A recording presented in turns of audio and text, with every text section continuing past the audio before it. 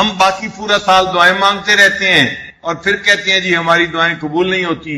بھائی جو دعائیں قبول ہونے کا وقت تھا اس وقت کو تو ہم نے یوز نہ کیا، اس سے تو ہم نے فائدہ نہ اٹھایا، اب شکوے کرنے کا کیا فائدہ ہے؟ کسی شاعر نے شعر کہا، برسات میں دیوار و در کی ساری تحریریں مٹی.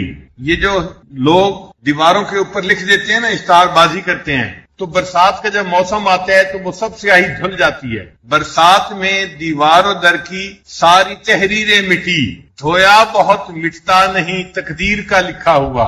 تقدیر کا جو لکھا ہوا ہوتا ہے اس کو بندہ جتنا بھی دھونے کی کوشش کرے وہ نہیں مٹتا. اگر اس کو مٹانا ہے تو اس کا وقت آ جائے. 15 شعبان سے لے کے 27 رمضان تک کے اس دوران میں کوئی بندہ بھی اللہ رب العزت سے دعائیں مانگے گا، اللہ تعالیٰ اس کی تقدیر کے فیصلے بدل کے رکھ دیں گے. لہذا آج کی رات بڑی خاص رات ہے کہ ہم اللہ تعالیٰ سے اپنی پریشانیوں سے نجات مانگیں اور بیماریوں سے شفا مانگیں، اور دنیا اور آخرت کی جو نعمتیں ہم چاہتے ہیں اللہ تعالیٰ سے مانگیں، اللہ تعالیٰ عطا فرما دیں گے. 2 الفاظ قرآن مجید میں بھی استعمال ہوئے، حدیث پاک میں بھی. ان کے معنی بہت ملتے جلتے ہیں. ایک کا ہے توبہ اور ایک ہے استغفار.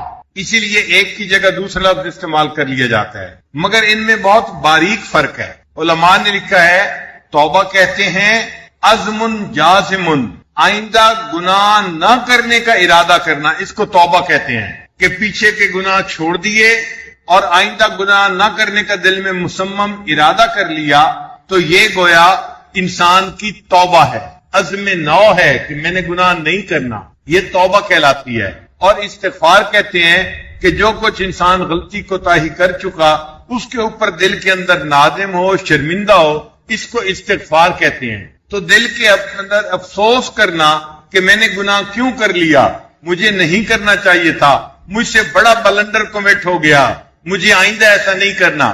جب یہ کہنا کہ مجھ سے ایسا گناہ کیوں ہو گیا، اس کو کہتے ہیں استغفار، اور آئندہ اس گناہ کو نہیں کرنا اس کو کہتے ہیں توبہ.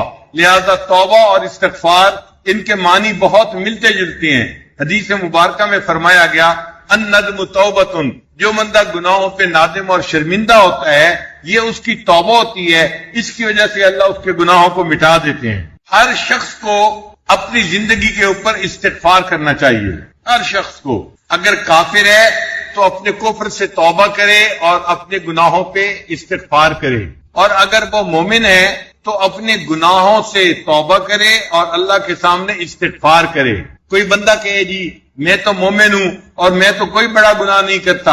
اچھا بھائی آپ گناہ نہیں کرتے، مگر آپ جو نماز پڑھتے ہیں غفلت ہو جاتی ہے، باقی زندگی میں غفلت کے لمحات گزرتے ہیں، اس کے اوپر استغفار کرنے کی ضرورت ہے. اگر کوئی کہے کہ میں تو غافل بھی نہیں ہوتا، ہر وقت ہی اللہ کا ذکر کرتا رہتا ہوں، تو اسے کہا جائے گا کہ اچھا نماز جیسے خشوع اور خضوع کے ساتھ پڑھنی چاہیے، ہم ایسا نہیں پڑھ پاتے، ہمیں اس کے اوپر استغفار کرنا چاہیے. کوئی بندہ اگر یہ کہے کہ میں تو یہ نماز بھی بڑے خشوع خضوع سے پڑھتا ہوں، بڑی حضوری سے پڑھتا ہوں، تو میں کس پہ توبہ کروں، اس کو کہا جائے گا کہ نماز جیسے پڑھنے کا حق تھا ہم اس حق کو ادا نہیں کر سکے، ہمیں اس کے اوپر استغفار کرنا چاہیے.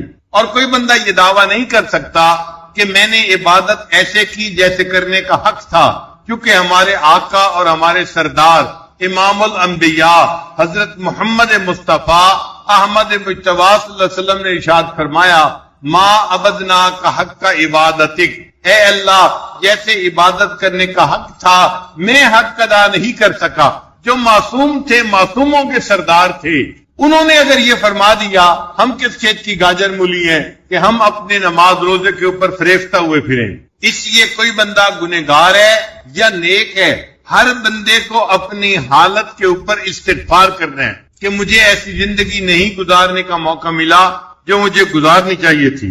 اسی لیے اللہ تعالیٰ نے استغفار کا حکم عوام الناس کو بھی دیا اور انبیاء کرام کو بھی دیا. حالانکہ انبیاء کرام معصوم ہوتے ہیں، ان سے کوئی گناہ کا کام سرزد ہو ہی نہیں سکتا. اسی لیے ہمیں ہر عمل کے بعد استغفار کرنے کا حکم دیا گیا. یہ نہیں کہ گناہ کریں اور پھر استغفار کریں، نہیں، نیک اعمال اگر ہم کرتے ہیں تو اس کے بعد بھی استغفار کریں کہ وہ نیک اعمال جیسے کرنے چاہیے تھے ہم نہیں کر سکے. اب آپ غور کریں، انسان وضو کرتا ہے اس کے گناہ معاف ہوتے ہیں. حدیث مبارکہ میں ہے وہ اپنا چہرہ دھوتا ہے، جو گناہ آنکھوں سے کیے تھے وہ معاف ہو گئے. کلی کرتا ہے، زبان سے کیے گناہ معاف. کانوں میں مسا کرتا ہے تو کانوں کے گناہ معاف، ہاتھوں کے گناہ معاف، پاؤں کے گناہ معاف. بندہ وضو کرتا ہے اس کے جسم سے گناہ جھڑ جاتے ہیں. اتنا نیک کام ہے، عبادت ہے. لیکن وضو کرنے کے بعد پھر دعا مانگنے کا حکم دیا، اشہد اللہ الہ الا انت استغفرک و اتوب الیک. بھئی یہ استغفار کیوں ہو رہا ہے؟ یہ بندہ کوئی گناہ کر کے تو نہیں فارغ ہوا. بھئی وضو جیسے کرنا تھا یکسوئی کے ساتھ، حضوری کے ساتھ، وہ بھی نہیں کر سکے، اس کے اوپر بھی ہم استغفار کر رہے ہیں. پھر اس کے بعد انسان وضو کر کے نماز پڑھتا ہے تو نماز تو عبادت ہے، انسان کے گناہ دھو دیتی ہے. حدیث مبارکہ میں ہے اگر کسی بندے کے گھر کے سامنے نہر ہو اور وہ دن میں 5 مرتبہ غسل کرے، کیا اس کے جسم پر میل رہتی ہے؟ صحابہ نے عرض کیا اے اللہ کے وسلم نہیں رہتی. فرمایا جو بندہ 5 نمازیں پڑھتا ہے وہ 5 مرتبہ روحانی غسل کرتا ہے، اس کے گناہ اللہ تعالیٰ دھو دیا کرتے ہیں. تو نماز سے گناہ دھل جاتے ہیں. نماز انسان کو برائی اور فحش کاموں سے بچا لیتی ہے. اتنی عظیم عبادت ہے. لیکن حدیث مبارکہ میں ہے نبی علیہ السلام جب سلام پھیرتے تھے نماز کا، 1 مرتبہ فرماتے تھے اللہ اکبر، اور دوسری 3 مرتبہ فرماتے تھے استغفر اللہ استغفر اللہ استغفر اللہ. یہ 3 مرتبہ استغفر اللہ کیوں کہا؟ کوئی گناہ کی ہے؟ نہیں، ظاہر میں تو عبادت کی ہے، گناہ نہیں کیا، مگر عبادت ایسی نہیں جیسی ہونی چاہیے تھی. اس لیے ہم اللہ سے معافی مانگ رہے ہیں. اے اللہ ہماری عبادت تو منہ پہ مار دینے کے قابل ہے، رد کر دیے جانے کے قابل ہے، لیکن اے اللہ آپ اس کو رد نہ کرنا، جیسی بھی ہے اس کو قبول فرما لینا. اس لیے استغفار کر رہے ہوتے ہیں. تو استغفر اللہ کا مطلب ہوتا ہے اللہ پلیز پلیز پلیز. جیسے انسان کسی کے سامنے لجاجت کرتے ہیں نا کہ پلیز آپ مان جائیں، آپ اس کو قبول کر لیں، ہم بھی استغفر اللہ کر کے اللہ کے سامنے معافی مانگ رہے ہوتے ہیں. اے اللہ اس کی وہ کیفیت تو نہیں جو ہونی چاہیے تھی، لیکن جیسی میں نے ادا کر دی اب آپ اس کو اپنی رحمت سے قبول فرما لیجئے. حتیٰ کہ ایک آدمی تہجد کی نماز پڑھتا ہے. آپ غور کریں تہجد کی نماز کتنی عظیم عبادت ہے، اللہ کے اولیاء کا شعار ہے. اللہ تعالیٰ فرماتے ہیں کانوا قلیلا من اللیل ما یہجعون وبالاسحار هم یستغفرون. دیکھیں یہ لوگ جو ساری رات عبادت کرتے رہے، یہ گناہوں کا ارتکاب نہیں کر رہے تھے، ساری رات اللہ کی عبادت کر رہے تھے.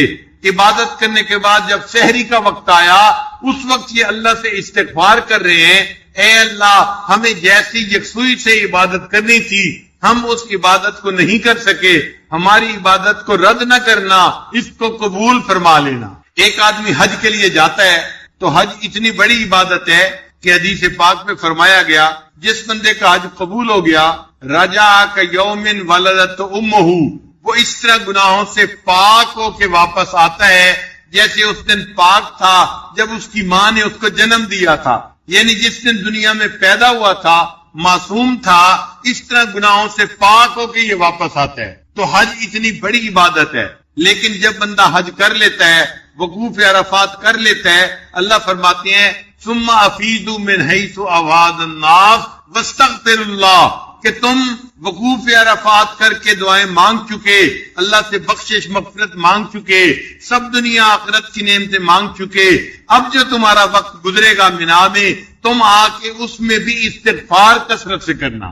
اللہ کے پیارے حبیب صلی اللہ علیہ وسلم کو زندگی کے آخری حصے میں اللہ تعالیٰ نے استغفار کی کثرت کا حکم فرمایا. ارشاد فرمایا کہ فسبح بحمد ربک واستغفرہ انہ کان توابا. اب وہ اللہ کے محبوب صلی اللہ علیہ وسلم جو معصوم تھے، جنہوں نے حق ادا کر دیا تھا زندگی گزارنے کا، صحابہ سے پوچھا تھا حجۃ الوداع کے موقع پہ کیا میں نے اللہ کا پیغام پہنچا دیا؟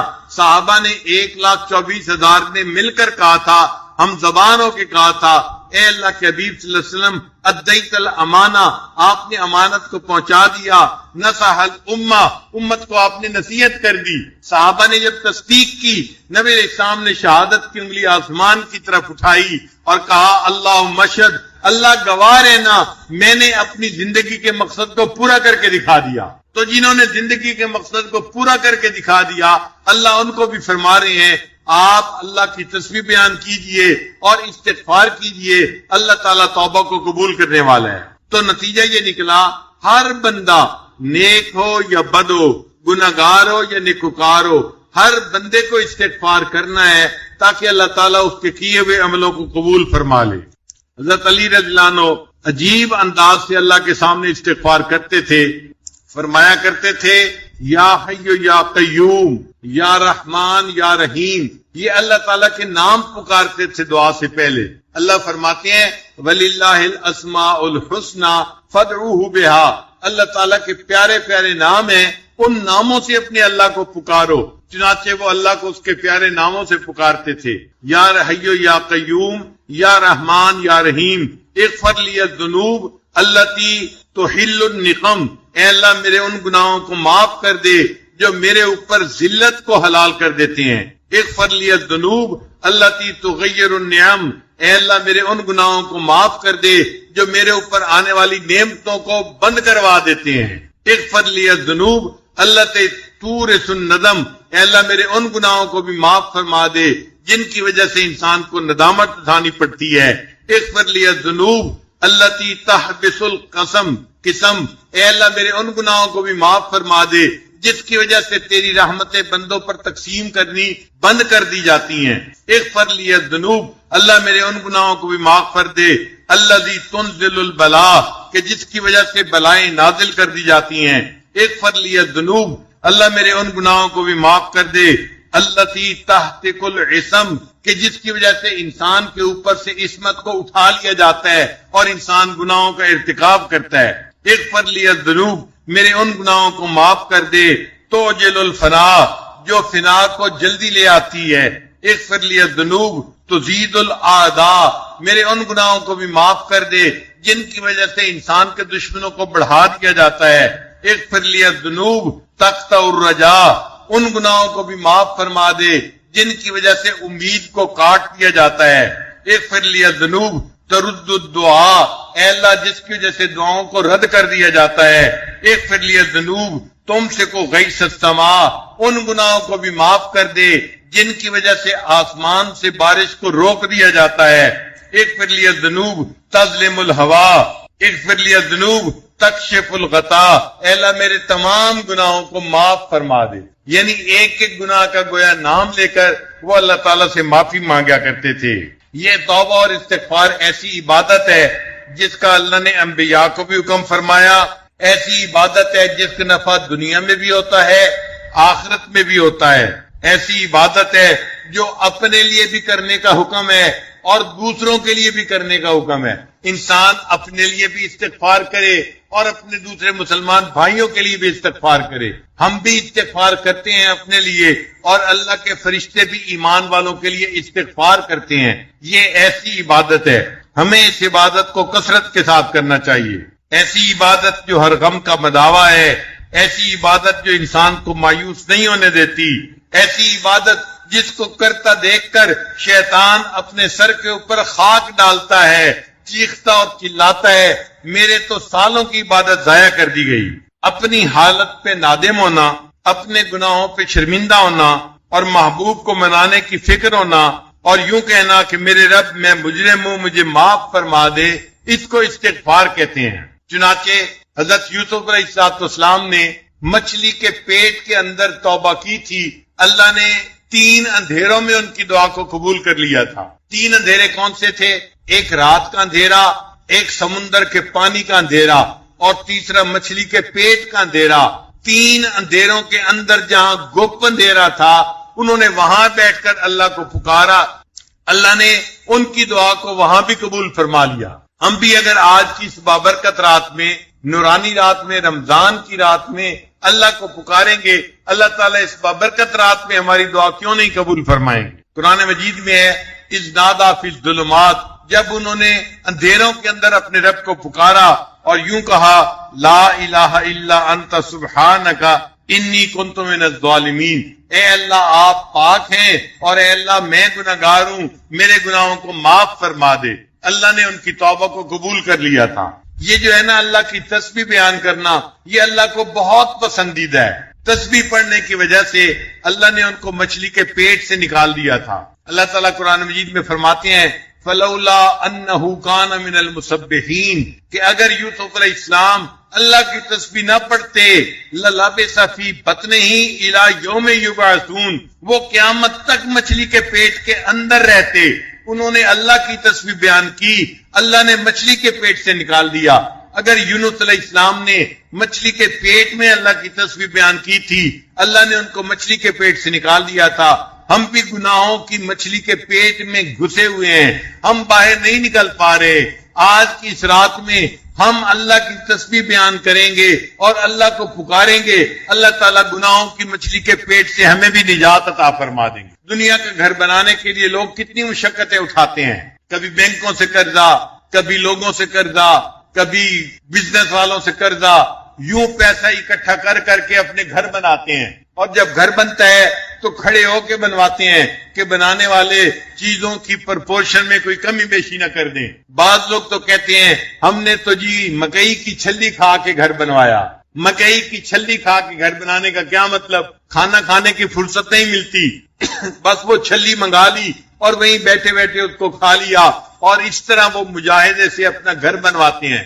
اگر اتنی مشقتیں اٹھا کے دنیا کا فانی گھر انسان بنواتا ہے، اگر کوئی بندہ چاہے اللہ میرا جنت میں گھر بنا دے، اس کو اس کے لیے کتنی محنت کرنے کی ضرورت ہے؟ کیا ہم آخرت کا گھر بنانے کے لیے اللہ کے سامنے دو آنسو نہیں بہا سکتے؟ اللہ تعالیٰ کی منت سماجت کیوں نہیں کر سکتے کہ اللہ آج کی رات میں ہمارے لیے جنت میں گھر بنانے کا فیصلہ فرما دے؟ استغفار شیطان کی کمر کو توڑ دیتا ہے اور شیطان خائب و خاسر ہو جاتا ہے، اور اللہ تعالیٰ بندے کی مراد کو پورا کر دیتے ہیں۔ حسن رضی اللہ تعالیٰ عنہ کے پاس ایک بندہ آیا، کہنے لگا حضرت بڑا گنہگار ہوں، کوئی عمل بتا دیں۔ فرمایا استغفار کرو۔ پھر تھوڑی دیر بعد اور بندہ آ گیا، حضرت بڑے دنوں سے بارش نہیں ہوئی، کوئی عمل بتا دیں۔ فرمایا بھائی استغفار کرو۔ ایک بندہ آیا، حضرت میرے پاس مال پیسے کی کمی ہے، تنگی میں گزارا ہو رہا ہے، کوئی عمل بتا دیں اللہ مال میں برکت ڈال دے، زیادہ مال عطا فرما دے۔ فرمانے لگے بھائی استغفار کرو۔ ایک بندہ آیا، حضرت میری اولاد نرینہ نہیں ہے، دعا کریں اللہ مجھے بیٹا عطا فرمائے۔ حضرت نے فرمایا بھائی استغفار کرو۔ پھر ایک بندہ آیا، حضرت میرا باغ ہے، دعا کرو اس کا پھل اچھا ہو جائے۔ فرمایا بھائی استغفار کرو۔ ایک بندہ آیا، میری زمین ہے کھیتی میں، زمین میں پانی نکل آئے، فرمایا بھی اس کے لیے استغفار کرو۔ اب جو بندہ پاس بیٹھا ہوا تھا وہ حیران ہوا، اتنے لوگ مختلف مسائل لے کے آئے اور حضرت نے سب کو ایک ہی کام کرنے کا حکم دیا۔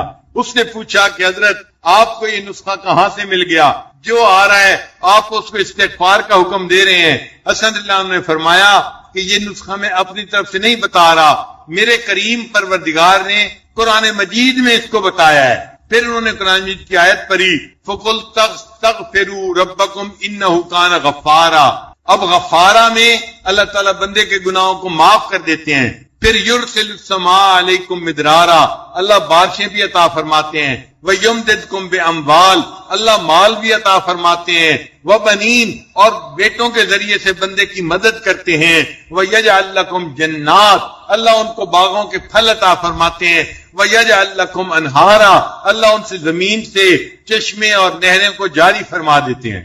ایک استغفار سے یہ سارے کام ہو سکتے ہیں۔ میرے پاس ایک نوجوان آیا، کہنے لگا حضرت بڑی تمنا ہے اللہ مجھے بیٹا عطا فرمائے، میں اور میری بیوی ہم بڑا پریشان ہے، اور یہ کہہ کے اس کی آنکھوں میں سے آنسو آ گئے۔ جب میں نے دیکھا کہ نوجوان ہے اور آنکھوں میں سے آنسو آ گئے، اس کا مطلب دل بہت دکھی ہے، تو میں نے اسے پیار سے سمجھایا۔ میں نے کہا کہ بھائی میں آپ کو ایک نسخہ تو بتاتا ہوں، کرنا ذرا مشکل ہے، اس کو اگر آپ کر لینا اللہ رحمت فرما دیں گے۔ کہنے لگا جی ہم کر لیں گے۔ میں نے کہا آپ کو بھی کرنا پڑے گا، آپ کی بیوی کو بھی کرنا پڑے گا۔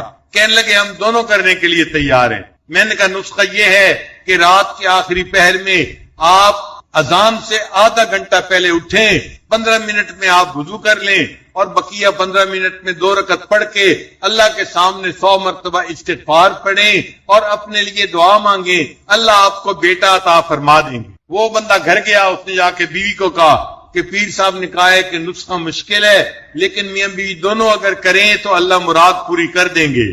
تو بیوی نے کہا کب سے پورا کریں؟ کہنے لگا کل سے کریں گے۔ بیوی نے کہا نہیں آج کی رات سے پورا کریں گے، ہم آج رات بھی تہجد پڑھیں گے اور فجر کی نماز بھی پڑھیں گے۔ وہ فجر کی نماز دونوں مس کر دیتے تھے، سوئے رہتے تھے۔ اب اللہ تعالیٰ کی شان دیکھیں، چونکہ اولاد کی تمنا تھی لہذا انہوں نے تہجد بھی پڑھنی شروع کی، فجر بھی پڑھنی شروع کی۔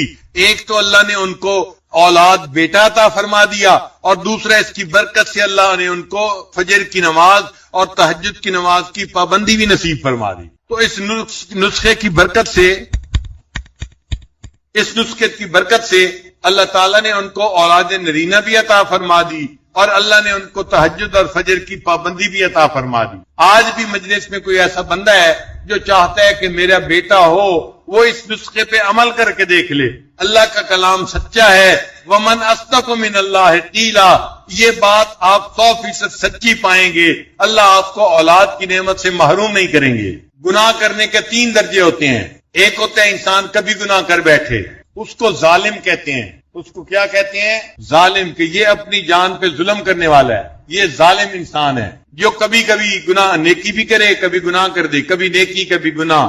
تو جو کبھی گناہ کر بیٹھے اس کو کیا کہتے ہیں؟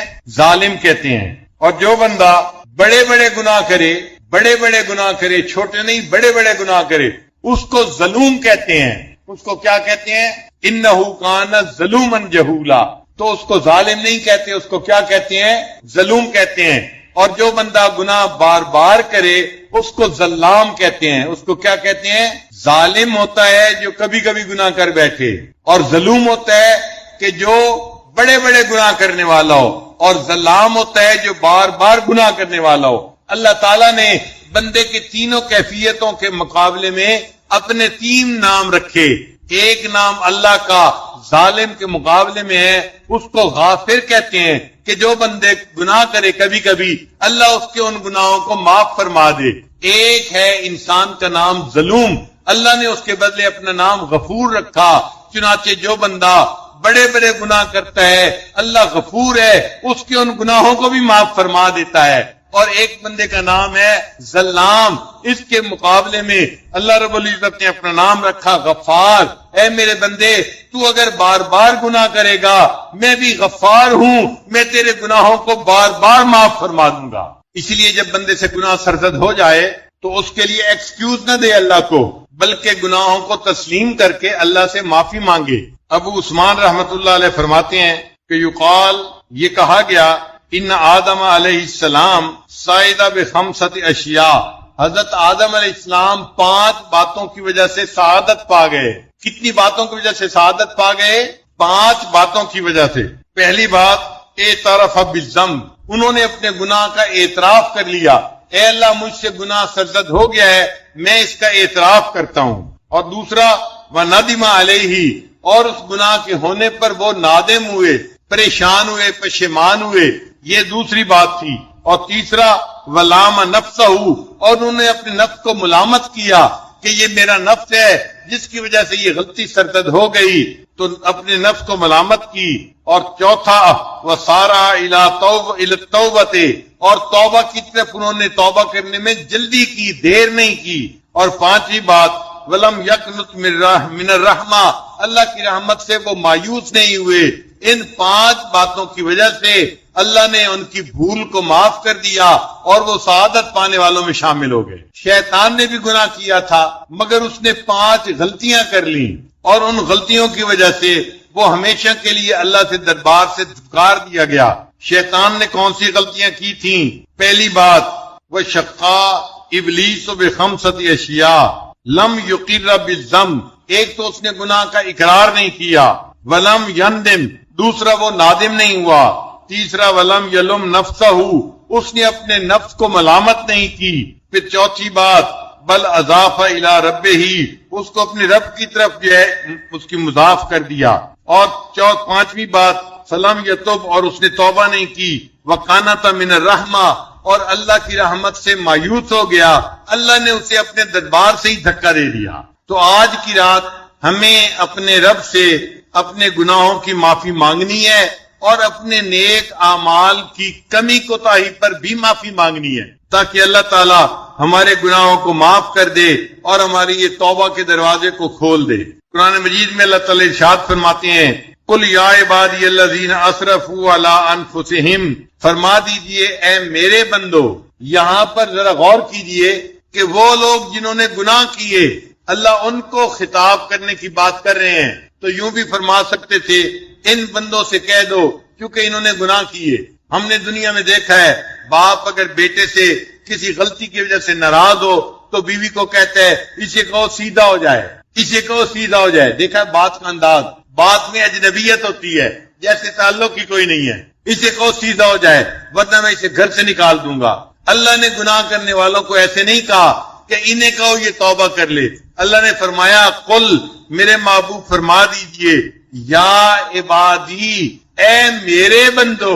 سبحان اللہ، اتنے بڑے گناہ ہونے کے بعد اللہ نے اپنی نسبت سے معروم نہیں کیا، اے میرے بندو۔ ابھی بھی اللہ میرے کا لفظ استعمال فرما رہے ہیں، اے میرے بندو الذین اسرفوا علی انفسہم، جنہوں نے اپنی جانوں پر ظلم کیا، لا تقنطوا من رحمت اللہ کی رحمت سے مایوس نہ ہونا، انہ یغفر الذنوب جميعا، وہ تمام گناہوں کو بخشش کرنے والا ہے، انہ هو الغفور الرحیم، بے شک بڑا غفور بھی ہے اور بڑا رحیم بھی ہے۔ لہذا چور ہو یا ڈاکو ہو، شرابی ہو یا زانی ہو، جھوٹا ہو فریبی ہو، جواری ہو نشئی ہو، ظالم ہو قاتل ہو، بدکار ہو اور خائن ہو، مشرک ہو یا کافر ہو، کوئی بھی ہو، اگر وہ توبہ کرے گا اللہ تعالیٰ اس کی توبہ کو قبول فرما لیں گے۔ بعض لوگ اپنے گناہوں سے تنگ آ کے کہتے ہیں جی میں تو دعا مانگتا ہوں اللہ مجھے موت دے دے۔ حدیث پاک میں ہے تم اللہ سے موت نہ مانگو، لا یتمنی احدکم الموت، تم میں سے کوئی بندہ اپنے موت کی تمنا نہ کرے، اما محسنا فلعلہ ان یزداد خیرا، اگر وہ نیک ہے ہو سکتا ہے جو زندگی آنے والی ہے اس میں وہ اپنی نیکیوں میں اضافہ کر لے، وَإِمَّا مَسِيًّا، اور اگر وہ گنہگار ہے فَلَعَلَّهُ أَن يَسْتَعْتِبَ، ہو سکتا ہے اللہ اسے توبہ کی توفیق عطا فرمائے اور اللہ اس کے سب گناہوں کو نیکیوں میں تبدیل فرما دے۔ اس لیے موت کی تمنا نہیں کرنی چاہیے بلکہ اللہ سے اپنے گناہوں کی معافی کی تمنا کرنی چاہیے۔ ایک صحابی نے نبی علیہ السلام سے پوچھا اے اللہ کے حبیب صلی اللہ علیہ وسلم اگر میں گناہ کروں گا تو کیا گناہ لکھا جائے گا؟ نبی علیہ السلام نے فرمایا لکھا جائے گا۔ اے اللہ اگر میں توبہ کروں گا، فرمایا مٹا دیا جائے گا۔ اے اللہ کے حبیب صلی اللہ علیہ وسلم اگر میں پھر گناہ کروں گا، نبی علیہ السلام نے فرمایا پھر لکھا جائے گا۔ اس نے کہا پھر توبہ کروں گا، فرمایا پھر مٹا دیا جائے گا۔ اس نے کہا پھر گناہ کروں گا، فرمایا پھر لکھا جائے گا۔ اس نے کہا کیا پھر توبہ کروں گا تو مٹا دیا جائے گا؟ نبی علیہ السلام نے فرمایا ہاں پھر مٹا دیا جائے گا۔ وَلَا يَمَلُّ اللَّهَ حَتَّى تَمَلُّوا، اللہ اس وقت تک نہیں تھکتا جب تک کہ تم توبہ کرتے کرتے نہیں تھک جاتے۔ جب اللہ معاف کرتے ہوئے نہیں تھکتے، ہم معافی مانگتے ہوئے کیوں اللہ سے تھک جاتے ہیں؟ تو ہمیں چاہیے آج کی رات میں اللہ سے خوب یقین کے ساتھ معافی مانگیں تاکہ اللہ ہمارے قصوروں کو معاف کر دے اور ہمیں اللہ تعالیٰ اپنے معاف کیے ہوئے گنہگار بندوں میں شامل فرما دے۔ قرآن مجید میں ہے فَفِرُّوا إِلَى اللَّهِ، اللہ کی طرف فرار اختیار کرو، دوڑو اللہ کی طرف۔ ہم اللہ کی طرف بھاگیں آج کی رات میں، اے اللہ ہم آپ کی بخشش کی طرف بھاگ کے آ رہے ہیں، ہمیں آپ کی رحمت چاہیے، بخشش چاہیے، اے اللہ ہمیں اپنی بخشش اور رحمت سے نواز دیجیے گا۔ ایک شاعر نے عجیب شعر کہا ہے سنبھل کر یوں تو ہم گزرے کسی کی راہ میں لیکن، سنبھل کر یوں تو ہم گزرے کسی کی راہ میں لیکن، کچھ ایسے بھی مقام آئے کہ گر پڑنا ہی کام آیا، کچھ ایسے بھی مقام آئے کہ گر پڑنا ہی کام آیا۔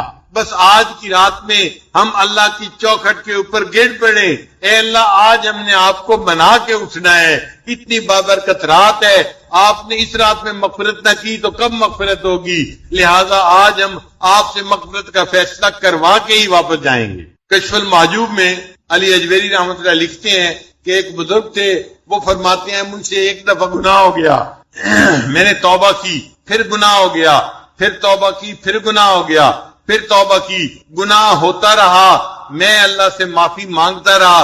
وہ کہتے ہیں کہ میں نے 70 دفعہ وہ گناہ کیا. جب 70ویں دفعہ پھر میں نے معافی مانگی, اللہ نے 71ویں دفعہ اس گناہ کو کرنے سے میری حفاظت فرما لی.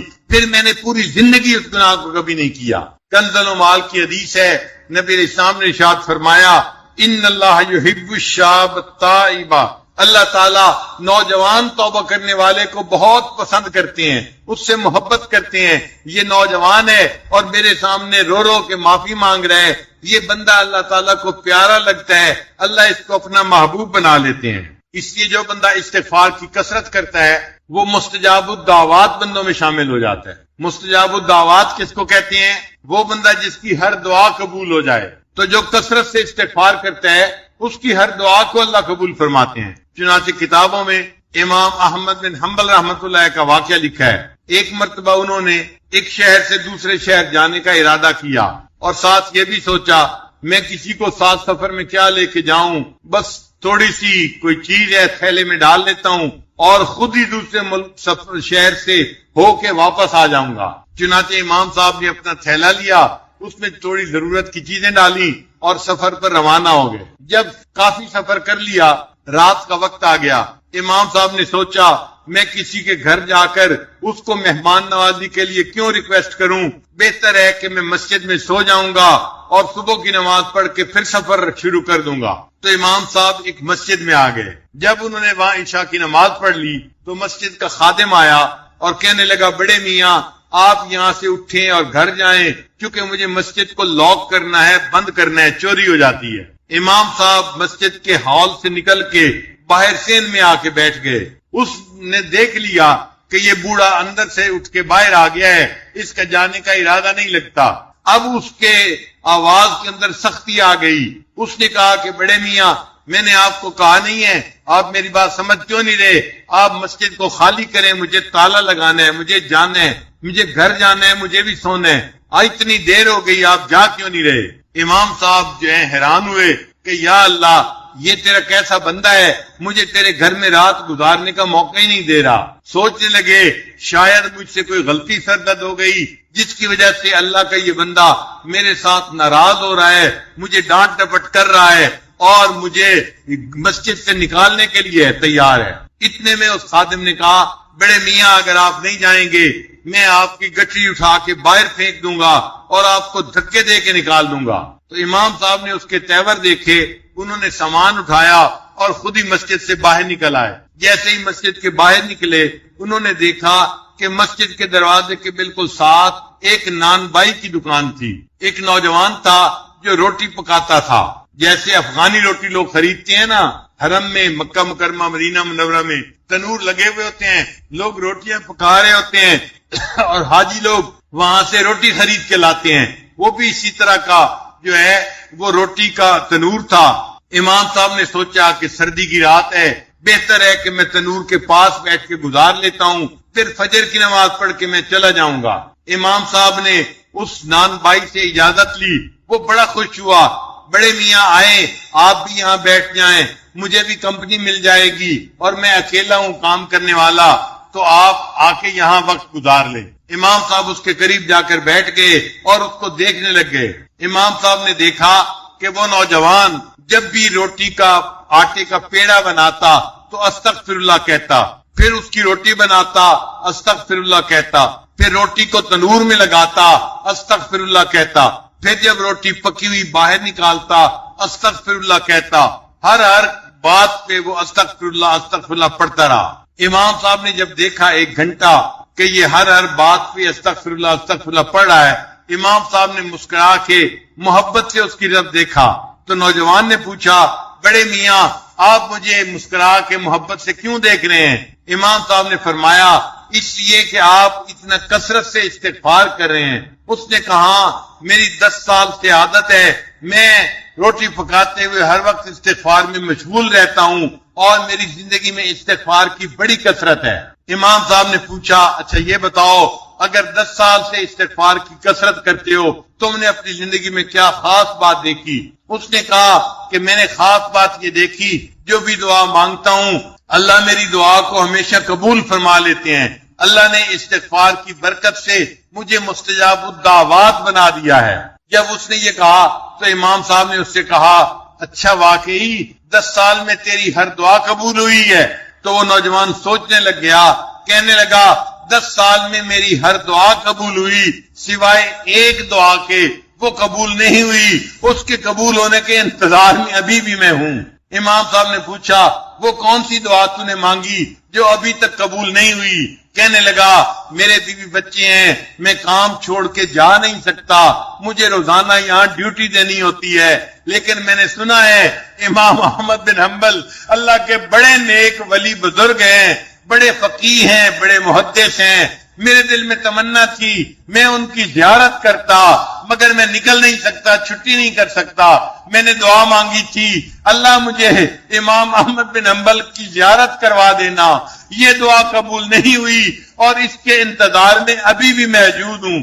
امام صاحب نے آگے بڑھ کے نوجوان کو گلے لگا دیا، نوجوان مبارک ہو، اللہ نے تیری دعا کو قبول کر لیا، میرا نام احمد بن حنبل ہے، اللہ نے تجھے مجھ سے ملاقات نصیب فرما دی۔ پھر امام صاحب فرمانے لگے اب مجھے بات سمجھ آئی، اگر میں مسجد میں رات کو سو جاتا اور صبح چلا جاتا، نان بھائی سے میری ملاقات نہ ہوتی، اللہ تعالیٰ ملاقات کروانا چاہتے تھے، اللہ نے مسجد کے مؤذن کو جو ہے غصہ دلا دیا اور اس نے مجھے رات کو مسجد سے باہر نکال دیا، یوں مجھے مؤذن جو ہے وہ نان بھائی کے پاس بیٹھنے کا موقع مل گیا اور اللہ نے اس بندے کی دعا کو قبول کر لیا اور میری اس سے ملاقات کروا دی۔ تو جو کثرت سے استغفار کرتا ہے اللہ تعالیٰ اس کو مستجاب الدعوات بنا دیتے ہیں۔ تو بھائی ہم کثرت سے استغفار کی عادت اپنائیں گے نا۔ حدیث مبارک میں ہے طوبی لمن وجد فی صحیفتہ استغفارا کثیرا، اس کے لیے مبارک ہو قیامت کے دن جو بندہ اپنے نام اعمال میں کثرت سے استغفار کا عمل لکھا ہوا پائے گا۔ تو ہمیں توبہ بھی کرنی چاہیے اور گزرے ہوئے گناہوں پہ استغفار بھی کرنا چاہیے۔ علماء نے لکھا ہے کہ توبہ 2 طرح کی ہوتی ہے، ایک ہوتی ہے توبہ انابت اور ایک ہوتی ہے توبہ استحیاء۔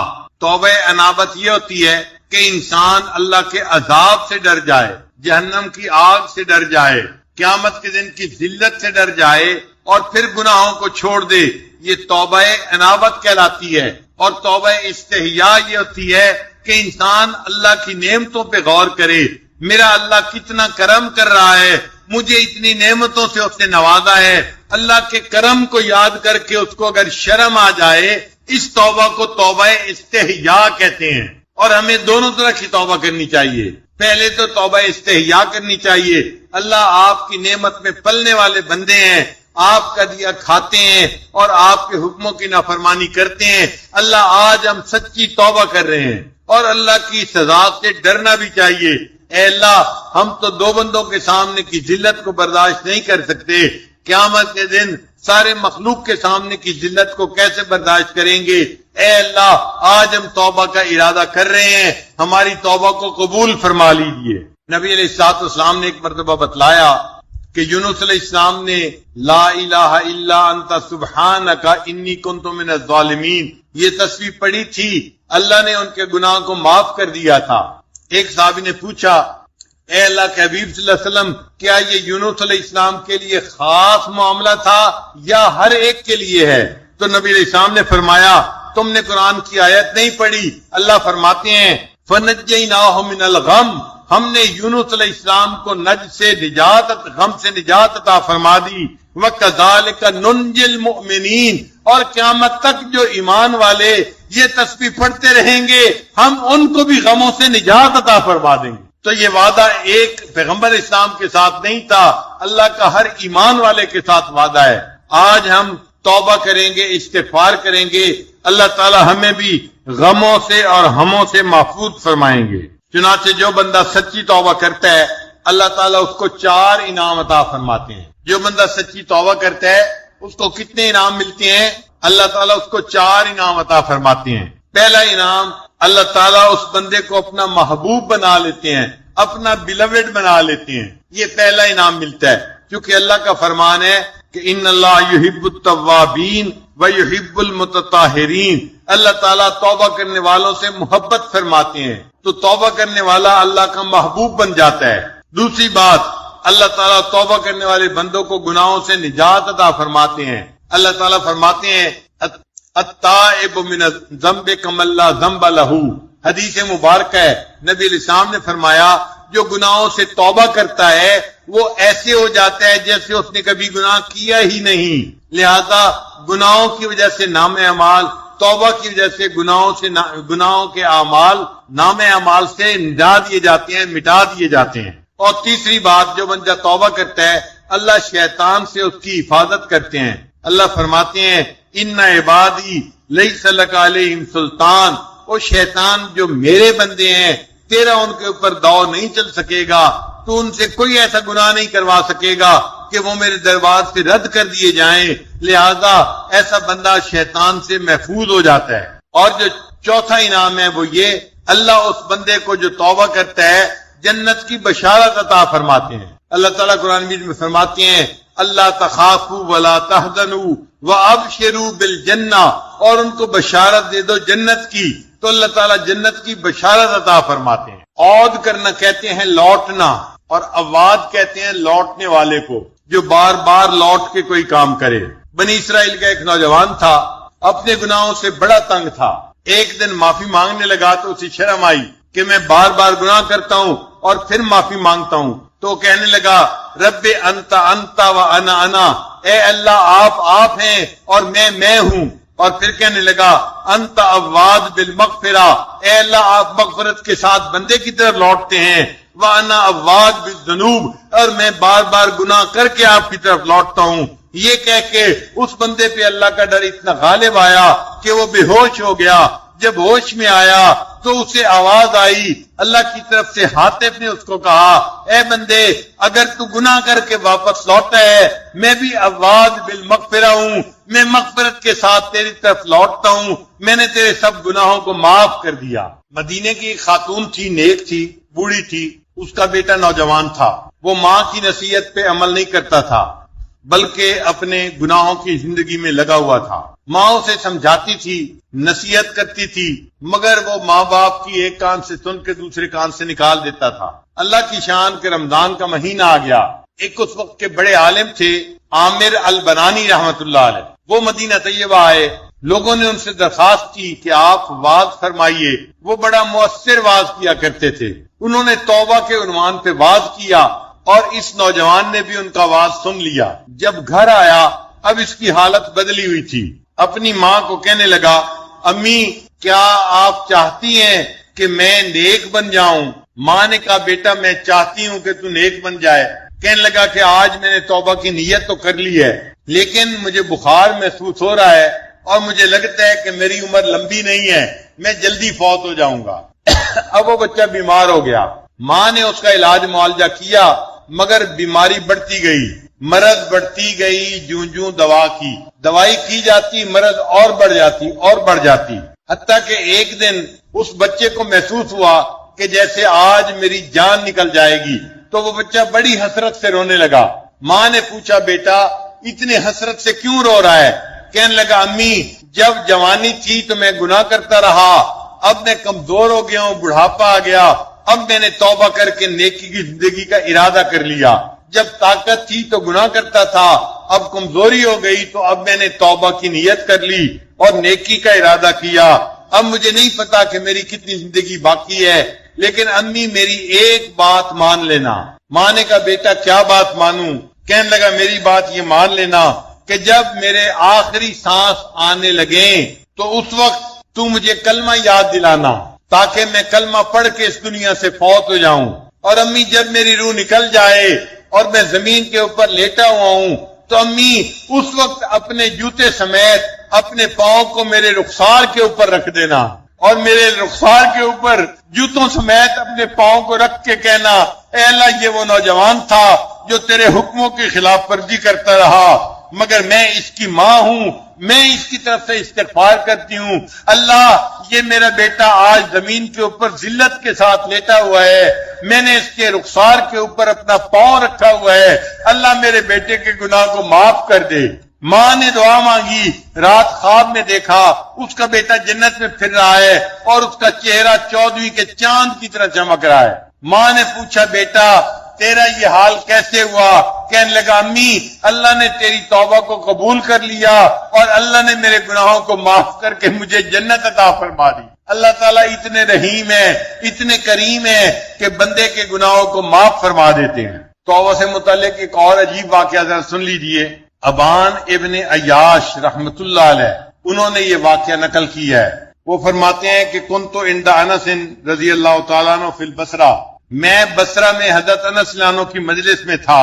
فخرجت من عنده، جب میں ان کی مجلس سے باہر نکلا تو میں نے دیکھا فاذا بجنازۃ يحملها اربعۃ من المسلمین، میں نے ایک جنازہ جاتے ہوئے دیکھا جس کو صرف 4 بندوں نے اٹھایا ہوا تھا۔